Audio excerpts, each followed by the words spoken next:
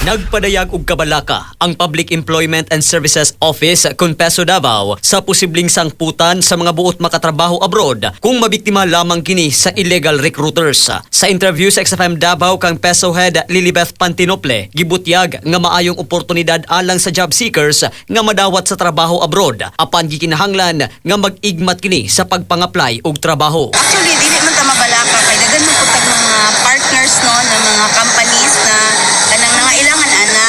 Ang amo lang nabalakan is kanang mga illegal recruit sila. So ang akong suggestion is mag-agi gid sila sa peso and then see to it na katong mga ilang gi-applyan especially sa online. I-check gid nila sa DMW na website kung naa ba tong company na ilang gi-applyan.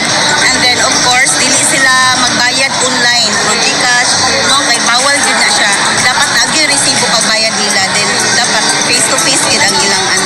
Daghan sa mga job applicants ang nagbutyag nga buot nila mo trabaho abroad sa handom nga makabaton og mas dako nga income alang sa pamilya. Sama kang Rick Bautista nga ikaduhang higayuna nangita og ma-applyan isip cook sa abroad. Kapit usab sa panghinapi ang rason sa widowed mom nga si Nancy Rojas kung anong tinguha ni ining mo abroad, ilabi pa nga aduna kini tulo ka anak nga inusara ni ining gibuhi. Ito lang siya kung manarbaho po protection.